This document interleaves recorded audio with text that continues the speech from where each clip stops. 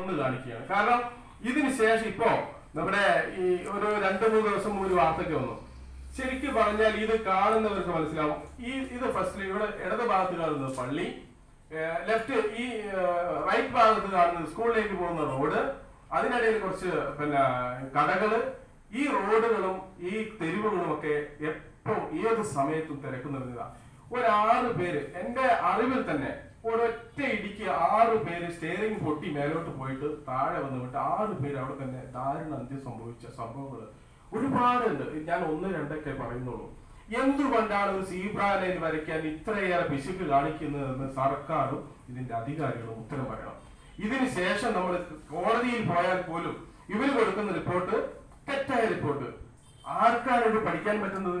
ഒരു പോലീസ് അധികാരിക്ക് ഇങ്ങനെയൊക്കെ ഒരു റിപ്പോർട്ട് കൊടുക്കാൻ പറ്റുകയാണെങ്കിൽ ഇവിടെ ഈ ഭരിക്കുന്ന ഭരണാധികാരികൾ സർക്കാരിന്റെ പണങ്ങള് മറ്റ് പല ആവശ്യങ്ങൾ പറഞ്ഞ് പണം കൊള്ളയടിക്കുമ്പോ ഈ സർക്കാർ അധികാരികൾ തന്നെയാണ് ഇതും നിർമ്മിക്കേണ്ടത്. അപ്പോ കൊള്ളയടിച്ച് മാറ്റുന്ന പണത്തിൽ നിന്ന് ഒരു സീബ്ര ലൈൻ വരയ്ക്കാനുള്ള സന്മനസ്സെങ്കിലും തൽക്കാലം ഈ കോഴിക്കോടിലെ ജില്ലാ കളക്ടർ അടങ്ങുന്ന ഈ റോഡ് ട്രാൻസ്പോർട്ട്, ഈ എൻഫോഴ്സ്മെന്റ്, സിറ്റി ട്രാഫിക് ഉദ്യോഗസ്ഥർ ഇതിന് കൈക്കൊള്ളണമെന്നാണ് എനിക്ക് പറയാനുള്ളത്. വളരെ മോശമായ സമീപനമാണ് ഇവർ സ്വീകരിച്ചുകൊണ്ടിരിക്കുന്നത്. എന്നിട്ട് അവസാനം തന്നെ ഇവർ ഈ റിപ്പോർട്ട് ചെയ്തിട്ട് എൻഫോഴ്സ്മെന്റ് എന്നെ വിളിച്ചു.